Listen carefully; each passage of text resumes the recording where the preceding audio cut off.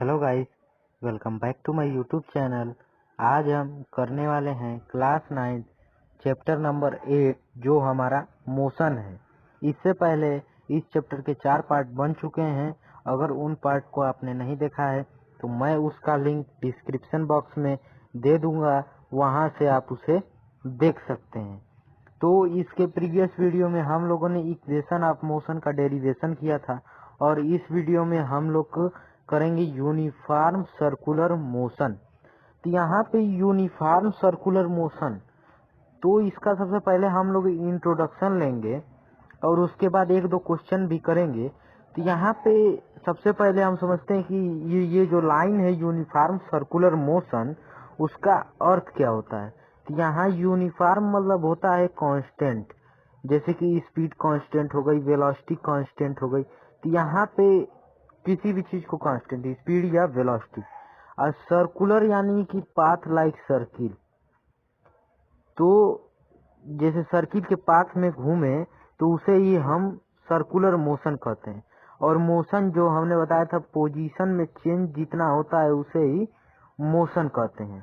तो यहाँ पे अगर इन सभी के अर्थों को जोड़ा जाए तो हमें मिलेगा constant speed on path of circle is called uniform circular motion, या position change constantly position change in path of circle is called uniform circular motion. तो इससे हमें यह समझ में आता है कि समान रेट से अगर कोई भी चीज एक सर्किल के पाथ में अपना पोजीशन चेंज करे उसे हम यूनिफॉर्म सर्कुलर मोशन कहते हैं। तो चलिए हम इस टॉपिक को शुरू करते हैं। तो यहाँ पे हम सर्कुलर मोशन के साथ फोर्स पढ़ेंगे कि किस तरीके के फोर्स ये सर्कुलर मोशन में लगते हैं। तो यहाँ पे जो हमारे फोर्स लगते हैं वो दो प्रकार के फोर्स लगते हैं। जो एक फोर्स हमें सेंटर में खींचता है, यानी कि सर्किल के सेंटर की तरफ खींचता है, और एक फोर्स हमें सर्किल के सेंटर से अपोजिट खींचता है। तो यहाँ पे हम सर्कुलर मोशन के साथ फोर्सेस के बारे में पढ़ेंगे कि कितने टाइप ऑफ फोर्सेस होते हैं। तो यहाँ पे हम सबसे पहले मोशन ऑफ सर्किल पढ़ेंगे। तो यहाँ पे देखिए, यहाँ पे जो सर्किल का हमारा मोशन हो रहा है, तो एक गेम से हम समझने की कोशिश करते हैं। ये जो गेम है आपने कभी न कभी बचपन में खेला होगा, जहाँ पे दो आदमी अपने हाथों को पकड़ के गोल गोल घूमते थे, और जब इसमें हम घूमेंगे तो हम एक सर्किल जैसा स्ट्रक्चर बनाएंगे, यानी कि इधर से इधर जब घूमेंगे तो हमें सर्किल जैसा स्ट्रक्चर मिलेगा।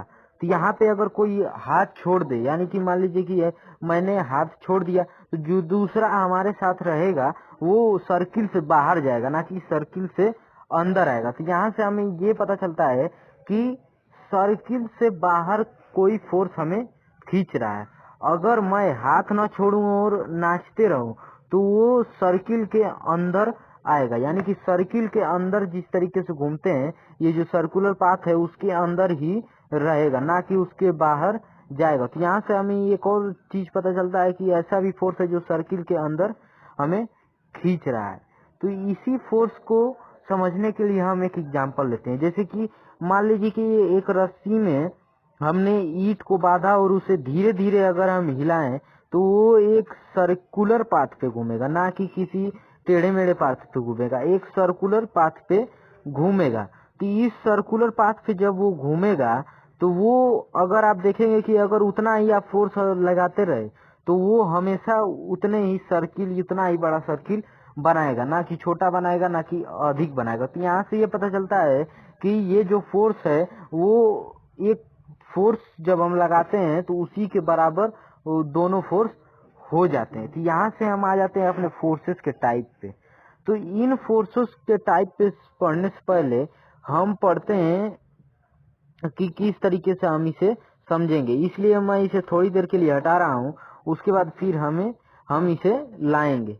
यहाँ देखिए, यहाँ पे जो हमारा ये सर्किल है, मान लीजिए कि ये एक हमने बाल लटकाया है धागे से, अगर हम उसे धीरे धीरे हिलाएं तो यहाँ वो एक सर्कुलर पाथ बनाएगा, लेकिन वो जो लेंथ रहेगा धागे का उससे कम लेंथ जो वो सर्किल बनाएगा उसके रेडियस का रहेगा, क्योंकि हम बहुत कम फोर्स लगा रहे हैं और जब मैक्सिमम फोर्स लगाएंगे तो धागा अपना जितना लेंथ रहेगा उतने लेंथ का घूमेगा, तब रेडियस उसके बराबर होगा। तो यहाँ पे एक बात ध्यान रखिएगा कि जो सबसे बड़ा सर्किल बनेगा उसका रेडियस जिस चीज से, जिस धागे से या जिस रस्सी से आप बांधे रहेंगे उसी लेंथ के बराबर होगा। तो यहाँ पे एक और सर्किल अगर अधिक फोर्स लगाएं तो उतना उससे थोड़ा बड़ा बनेगा, और वही अगर हम मैक्सिमम फोर्स लगा दें तो जो सबसे बड़ा सर्किल बनेगा वही जो सर्किल रहेगा वो धागे की लेंथ के बराबर रहेगा। तो वो जो सर्किल का रेडियस हो जाएगा वो लेंथ ऑफ जो थ्रेड रहेगा हम जिससे बाल बांधे रहेंगे उसके बराबर हो जाएगा। तो यहाँ पे जो आता है कि जो ये थ्रेड के बराबर हो जाएगा, तो ये क्यों नहीं धागा तोड़ के बाहर निकल जा रहा है। अगर हम मैक्सिमम फोर्स लगा रहे हैं तो धागा तोड़ के बाहर भी निकल सकता है, लेकिन वो धागा तोड़ के बाहर नहीं निकल रहा है। और क्यों नहीं, वो अंदर आ जा रहा है, वो अंदर भी आ सकता है। मान लीजिए कि हम मैक्सिमम फोर्स लगा रहे हैं तो घूम के अंदर भी आ सकता है, लेकिन घूम के अंदर नहीं आ रहा है। तो यहाँ दो प्रकार के फोर्स काम करते हैं, जो एक फोर्स उसे बाहर खींचता है और एक फोर्स अंदर खींचता है। तो अगर मान लीजिए कि एक तरफ से आप रस्सी खींच रहे हैं, दूसरी तरफ से आपका दोस्त रस्सी खींच रहा है, तो अगर दोनों रस्सी खींच रहे हैं और दोनों की तरफ रस्सी नहीं जा रही, यानी किसी एक की तरफ रस्सी नहीं जा रही है, तो यहाँ हम देखेंगे कि जो दोनों फोर्स लगा रहे हैं वो इक्वल है, यानी कि कांस्टेंट बैलेंस्ड फोर्स है। तो यहाँ भी वही केस होता है, यहाँ भी जो फोर्स लगता है वो बैलेंस रहता है, इसलिए न वो जो बाल है वो अंदर आता है और न ही बाहर जाता है। अब हम आ जाते हैं अपने इस सेंट्रीपिटल और सेंट्रीफ्यूगल फोर्स के डेफिनेशन पे। तो यहाँ पे देखिए, यहाँ पे जो दे रहा है कि सेंट्रीपिटल जो फोर्स है वो टुवार्ड द सेंटर, यानी कि सेंटर की तरफ लगता है, और जो सेंट्रीफ्यूगल फोर्स है वो अवे फ्रॉम सेंटर, यानी सेंटर से बाहर लगता है। तो ये और इसे हम शार्ट में लिखते हैं CPF, जो सेंट्रीपिटल फोर्स हो गया, और जो बाहर जाता है उसे CFS, सेंट्रीफ्यूगल फोर्स। तो जो ये सेंट्रीफ्यूगल फोर्स है उसे हम सेउडो फोर्स, यहाँ पे P साइलेंट है लेकिन इसे लिखेंगे PSEUDO, लेकिन पढ़ेंगे सेउडो फोर्स। तो यहाँ पे जो सेउडो फोर्स है उसे हम सेंट्रीफ्यूगल फोर्स कहते हैं, या फिर उसे हम फॉल्स फोर्स कहते हैं। तो ये जो नाम है फॉल्स फोर्स तो याद रखने में आसान है, लेकिन जो सेउडो फोर्स नाम है वो याद रखने में थोड़ा कठिन है, इसलिए हम सीधा सीधा इसे CFF या फिर CF फोर्स या सेंट्रीफ्यूगल फोर्स या फॉल्स फोर्स कह देते हैं। तो यहाँ पे जो याद रखिएगा कि जो फोर्स सेंटर की तरफ लगता है, जो सेंटर की तरफ किसी भी चीज को खींचता है उसे हम सेंट्रीपिटल फोर्स, और जो सेंटर के बाहर भेजता है उसे हम सेंट्रीफ्यूगल फोर्स कहते हैं। तो यहाँ पे हमारा दोनों फोर्स का कॉन्सेप्ट क्लियर है। अब हम आ जाते हैं एक टेंडेंट का। टेंडेंट क्या है? तो जो ये टेंजेंट है, माफ कीजिएगा टेंजेंट है, तो यहाँ पे हम टेंजेंट एक छोटा सा टॉपिक है, अभी हमें उतना नहीं जानना है। तो मैं जैसे आपको बोलूं कि टेंजेंट क्या है तो आप क्या समझेंगे, यहाँ पे आप जो ये स्थिति है उस पे आप अभी कुछ नहीं समझेंगे। तो यहाँ जो टेंजेंट है उसे समझने के लिए हम एक सर्किल बनाते हैं। अभी इस सर्किल को छोड़ दीजिए, ये सर्किल हम नहीं देखते हैं, अभी इस सर्किल को हम नहीं देखते हैं। जब हमारा पूरा हो जाएगा तब जाके हम इस सर्किल को देखेंगे। तो यहाँ पे अगर हम एक सर्किल बनाएं तो ये जो सर्किल बनेगा वो एक सर्किल बनेगा।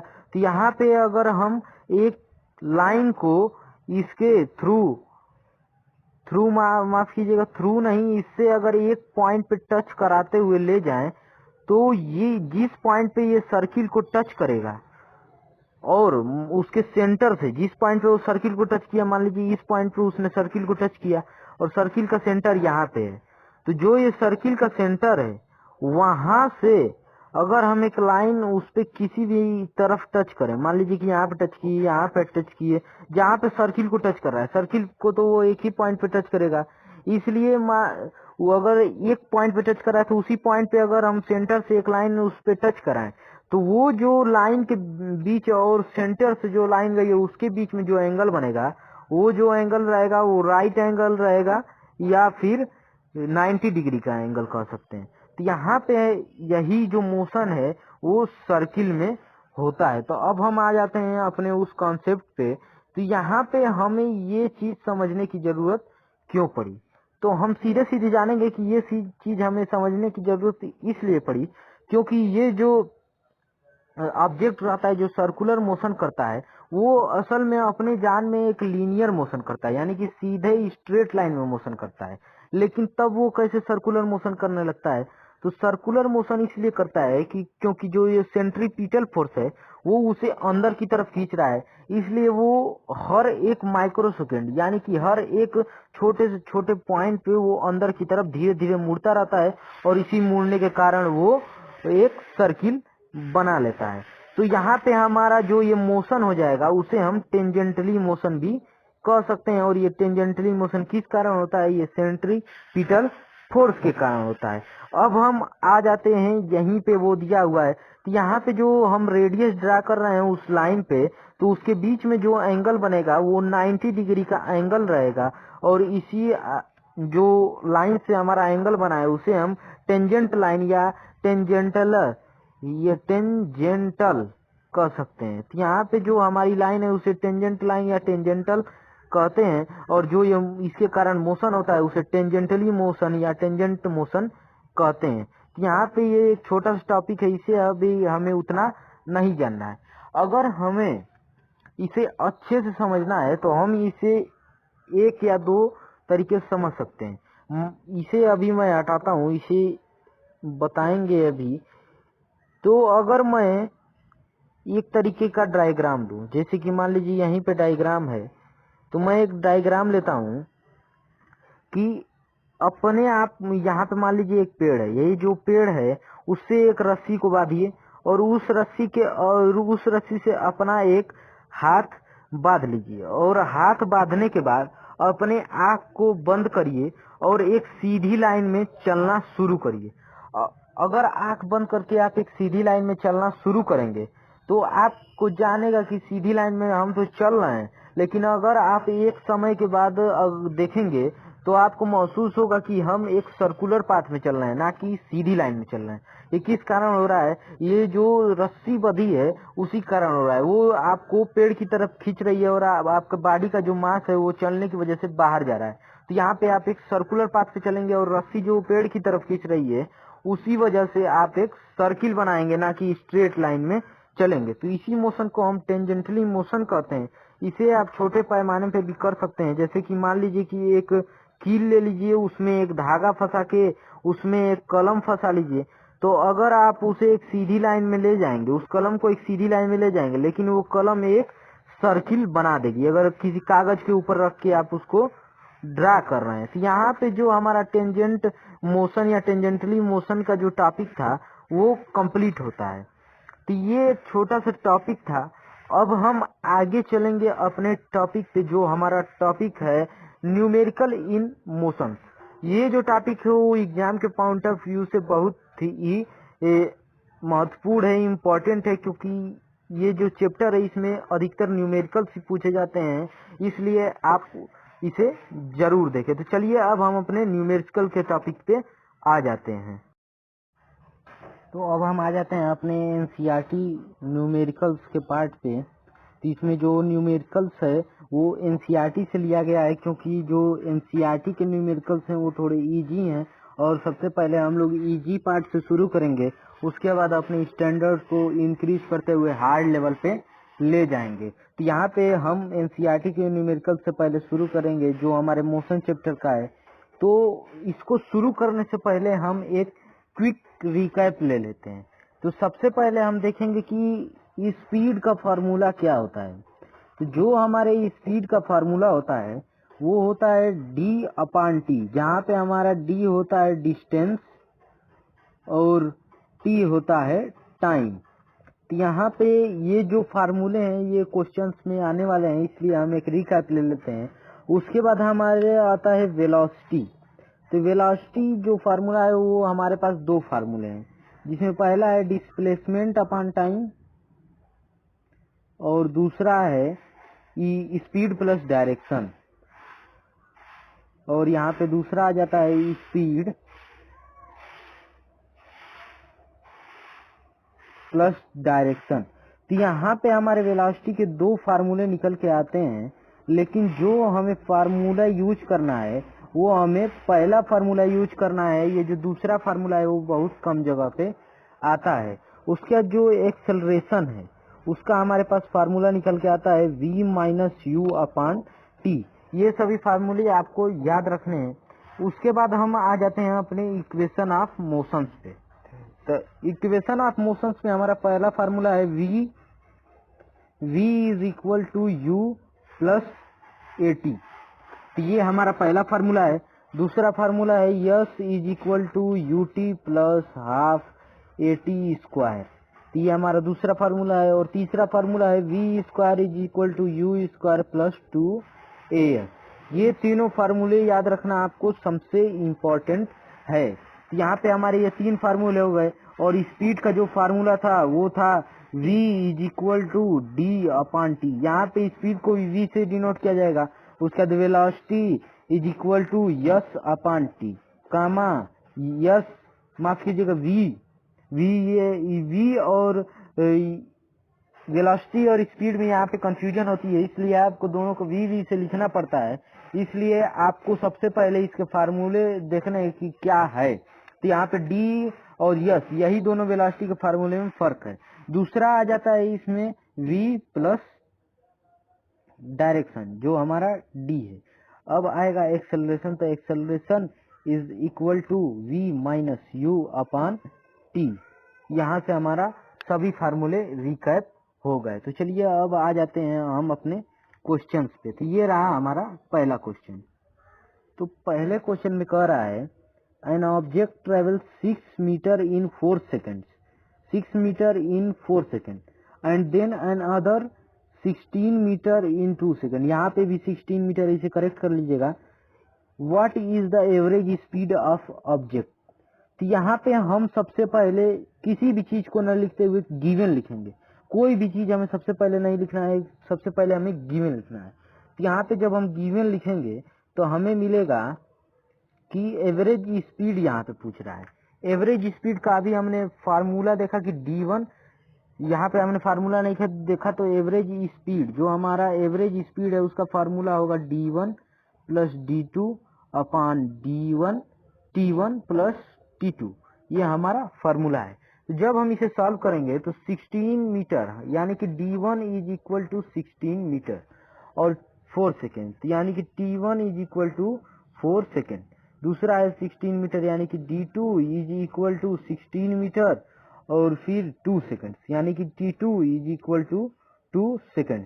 तो इसे हम सबसे पहले छोटे में लिख लेते हैं क्योंकि ये हमारे लिए इम्पोर्टेंट है। तो यहाँ पे हमें क्वेश्चन में दिया है, तो अब हम इसमें एवरेज जो स्पीड है उसका अगर हम फार्मूला लगाएं तो हमें आसानी से ही इसका आंसर मिल जाएगा। तो यहाँ पे एवरेज इसकी स्पीड का फार्मूला लगाते हैं। तो यहाँ d1 plus d2 upon t1 plus t2। तो यहाँ पे फार्मूले में हम पुट करते हैं तो 16 प्लस 16 अपॉन 4 प्लस 2। तो यहाँ से हमें मिलेगा 32 अपॉन 6। तो हमारा आंसर आ जाएगा 5.33 मीटर पर सेकेंड। यहाँ से हमारा आंसर ये आ गया। तो ये एक इजी सा क्वेश्चन था। अब हम अपने अगले क्वेश्चन पे आते हैं। तो अगला क्वेश्चन थोड़ा सा कॉम्प्लिकेटेड है, चलिए इसको सबसे पहले पढ़ते हैं। तो अगले क्वेश्चन में दे रहा है Usha swims in 90 metre long pool, she cover 180 metre in 1 minute. तो सबसे पहले गिवन देख लेते हैं। तो हमारे पास गिवन दे रहा है कि वो डिस्टेंस 1 दिया है। तो डिस्टेंस 1 हमें दे रहा है 180 मीटर 1 मिनट, यानी कि हम अगर इसे टाइम को सेकंड में लिखें तो हमें 60 सेकंड मिलेगा। By swimming from one end to another end back along the same straight path find the average speed and average velocity of Usha. तो यहाँ पे हमें एवरेज स्पीड और एवरेज वेलोसिटी पूछ रहा है। तो हमें एवरेज वेलोसिटी बाद में निकालनी है और एवरेज स्पीड पहले निकालनी है। तो हम एवरेज स्पीड कैसे निकालेंगे? तो यहाँ पे हमें एवरेज स्पीड निकालने के लिए D1 D2 नहीं करना है, सीधा सीधा हमें एक डिस्टेंस और एक टाइम दिया है, ना कि दूसरा डिस्टेंस दूसरा टाइम, कुछ नहीं दिया है। तो यहाँ सीधा हम इसे काटेंगे। तो अगर फार्मूला पे रखें तो हमें मिलेगा D1 अपान T1। तो यहाँ अगर हम इसे फार्मूला पे रख देते हैं तो हमें सीधा सीधा मिलेगा 180 अपान 60। तो 0 0 कट गया, यहाँ से हमें आ गया 3। तो हमारा आंसर आ जाएगा 3 मीटर पर सेकेंड। अब देखिए यहाँ पे जो ये वेलोसिटी पूछा है वो निकालना सबसे इजी है, लेकिन यहाँ पे थोड़ा सा हमें दिमाग लगाना है।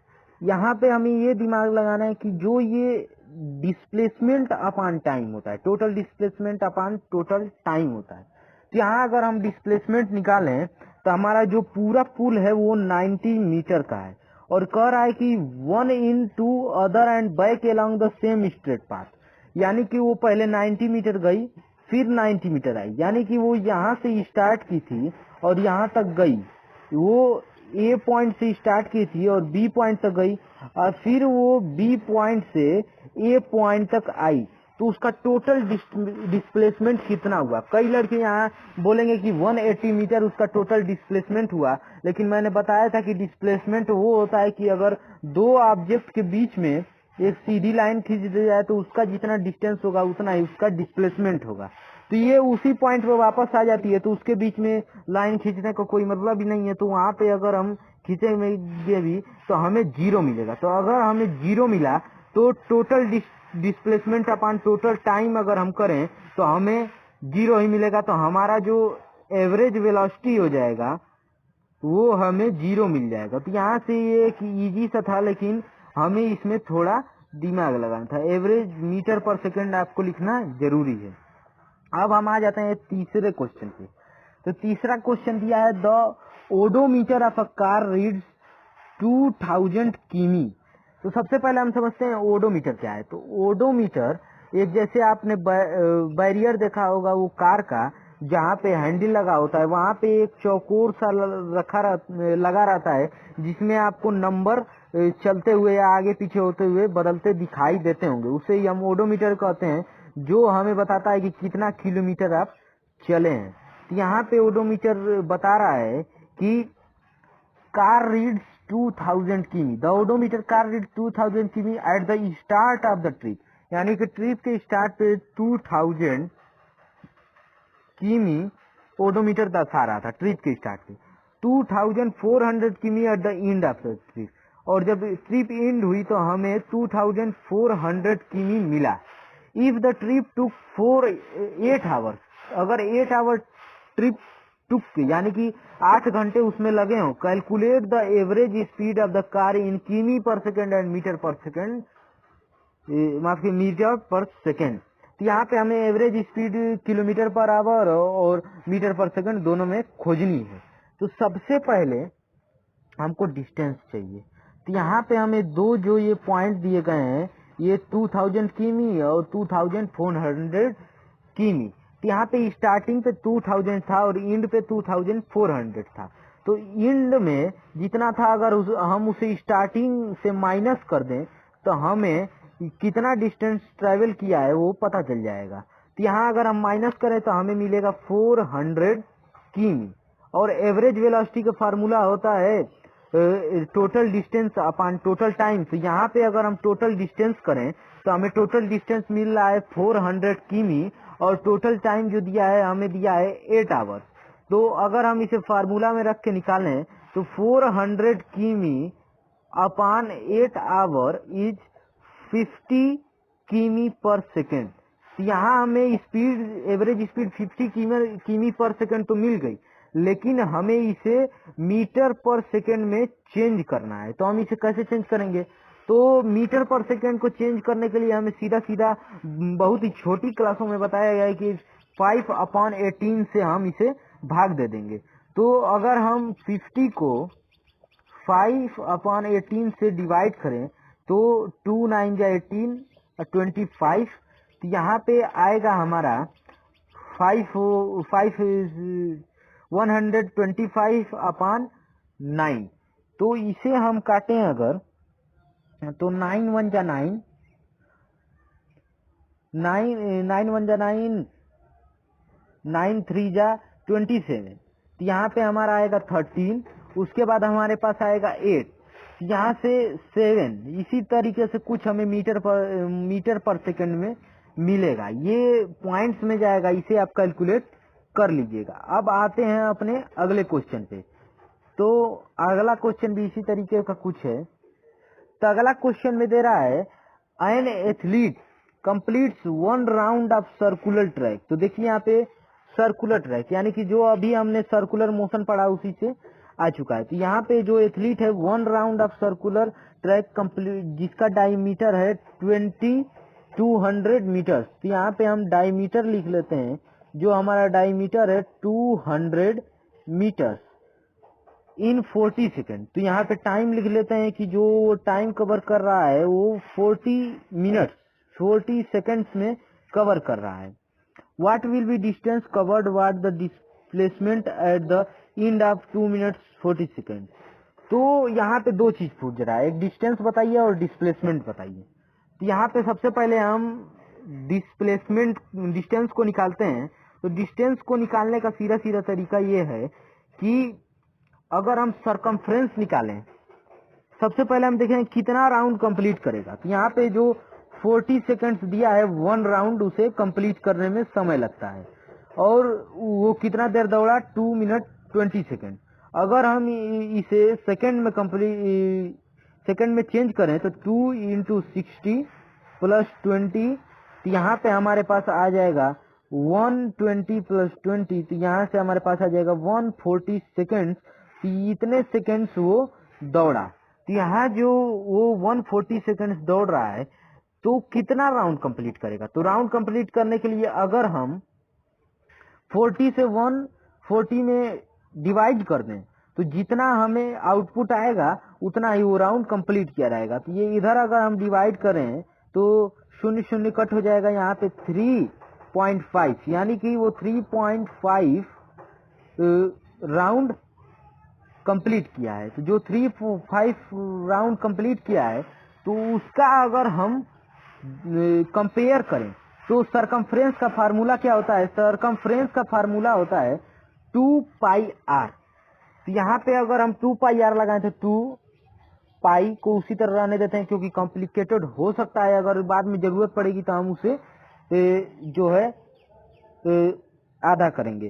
तो यहाँ पे हमें डायमीटर दिया हुआ है 200 मीटर, तो ये r निकालने के लिए डायमीटर का आधा कर देते हैं, तो हमें 100 आ जाएगा। तो 2πr 100 होगा, तो कितना राउंड ले रहा है, 3.5 राउंड ले रहा है। तो अगर हम इसमें 3.5 का गुणा कर दें तो हमें आ जाएगा। तो यहाँ से हम करते हैं तो हमें 350 × 2 × पाई आ जाएगा, और यहाँ से अगर हम देखें तो हमें आएगा 007 पाई। अगर पाई को यहाँ पे हम चेंज करें तो 22/7 ×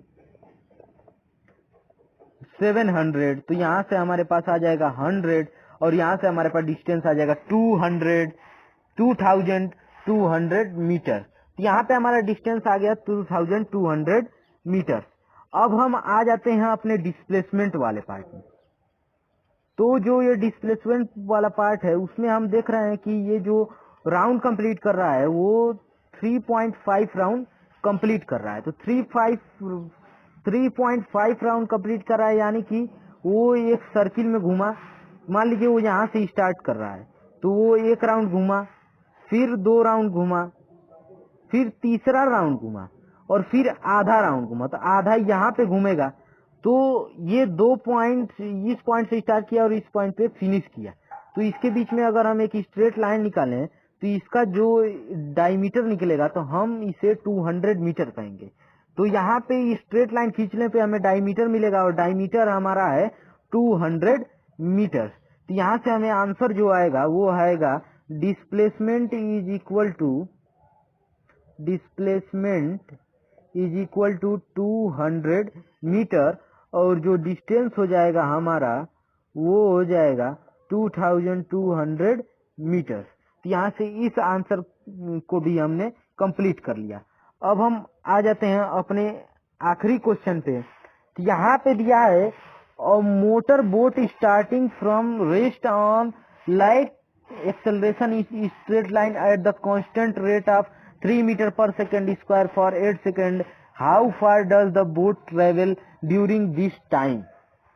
तो यहाँ पे थोड़ा कॉम्प्लिकेटेड है लेकिन हमें इसे करना है। तो सबसे पहले हम देख लेते हैं इसमें हमें गिवन क्या दिया है। गिवन अगर आप जान गए तो आपके लिए क्वेश्चन एकदम आसान हो जाएगा। तो स्टार्टिंग फ्रॉम रेस्ट बोल रहा है, तो यहाँ पे स्टार्टिंग फ्रॉम रेस्ट से हमें ये मतलब है कि यहाँ पे इनिशियल वेलोसिटी जो होगी हमारी 0 हो जाएगी। Like acceleration in a straight line at a constant rate of 3 meter. तो एक्सेलरेशन हमें दे रहा है 3 मीटर पर सेकेंड स्क्वायर और हमें टाइम दिया है 8 सेकेंड्स। तो पूछ रहा है कि ट्रेवल कितना करेगा। तो इस स्ट्रेट लाइन में ट्रेवल कर रहा है, यानी कि वो स्टार्टिंग पॉइंट से अपने फिनिश पॉइंट तक जाएगा तो वो स्ट्रेट लाइन में ट्रेवल करेगा। तो स्ट्रेट लाइन यानी कि डिस्प्लेसमेंट आ गई, तो हमें डिस्प्लेसमेंट फाइंड करना है। तो यहाँ पे हमारा ये जो इनिशियल वेलोसिटी 0 है, acceleration 3 metre per second square है और टाइम 8 सेकेंड है। तो चलिए हम अपने फार्मूले पे रखते हैं। तो यहाँ पे हमें एक दिमाग लगाना है कि हमें फार्मूला कौन सा लगाना है। तो यहाँ पे हम गिवन से अगर देखें तो हमें दिया हुआ है कि एक्सेलरेशन क्या है, टाइम क्या है और इनिशियल वेलोसिटी क्या है। तो तीनों इक्वेशंस को अगर हम देखें तो पहला इक्वेशन है v is equal to u upon 80। तो यहाँ से u इज प्लस 80, तो यहाँ हमें v निकालना है। तो v का हमारा जरूरत ही नहीं है, तो ये फार्मूला कैंसिल हो जाएगा। अब तीसरा फार्मूला है v square is equal to u square plus 2as। यहाँ भी v स्क्वायर निकल रहा है तो ये भी हमारा कैंसिल हो जाएगा। तो यहाँ पे हमारा जो आखिरी फार्मूला बच रहा है वो दूसरा इक्वेशन ऑफ मोशन आ रहा है, जो है s is equal to u t plus half 80 square. तो अगर हम इस फार्मूले में रखें तो s is equal to u t plus half 80 square. तो यहाँ पे यस भी निकल रहा है तो ये फार्मूला लगेगा। तो अगर हम इस फार्मूले में रखें तो हमें इनिशियल वेलोसिटी 0 आई थी, टाइम आया था 8 प्लस हाफ, एक्सेलरेशन आया था 3 मीटर पर सेकेंड स्क्वायर और टाइम आया था 8 सेकेंड। तो हम उसे 2 बार करेंगे। यहाँ से ये जो हमारा होल पार्ट है वो 0 हो जाएगा। तो s is equal to 0 plus half into 3 into 64। तो यहाँ से 2 से कटेगा तो हमारा 32 आ जाएगा और s is equal to 0 plus 32 3 जा 3 96। तो यस यहाँ से आ जाएगा 96 मीटर। तो यहाँ से हमारा जो बोट ट्रेवल करेगी वो आ गया 96 मीटर और यही हमारा आंसर हो जाएगा। तो ये बस इसमें थोड़ा इक्वेशन को देखना था कि किस तरीके से कौन सा इक्वेशन में हम सेट करें कि हमें सही इक्वेशन मिल जाए। तो यहाँ सबसे पहले हमें गिवन निकाल कर हमें देखना है कि क्या क्या दिया हुआ है और उसे इक्वेशन से मिलाना है। तो यहाँ पे मैं आपको एक होमवर्क क्वेश्चन दे रहा हूँ। तो यहाँ पे ये आपका होमवर्क क्वेश्चन है। यहाँ पे बस मैं एक हिंट दे देता हूँ कि ये जो 300 मीटर है वो उसी आप लेंथ में घटाइए, बढ़ाइए या फिर डबल करिए और इस टाइम को हमेशा सेकंड में चेंज करिए और इसी से आप डिस्प्लेसमेंट निकालिए, क्योंकि स्ट्रेट लाइन में ये जा रहा है तो आप डिस्प्लेसमेंट निकाल के ही वेलोसिटी निकाल सकते हैं या फिर एवरेज स्पीड 2 पॉइंट के बीच में। तो इस होमवर्क को आप जरूर करिएगा, यह अच्छा क्वेश्चन है आपके लिए। अगर नहीं आएगा तो मैं अगले वीडियो में इसे करवा दूंगा। तो यहाँ पे जो हमारे न्यूमेरिकल्स है वो खत्म होते हैं। तो अगर आपको ये वीडियो अच्छा लगा हो तो वीडियो को लाइक करें, शेयर करें और सब्सक्राइब करना ना भूलें। Thanks for watching. मिलते हैं अगले वीडियो में।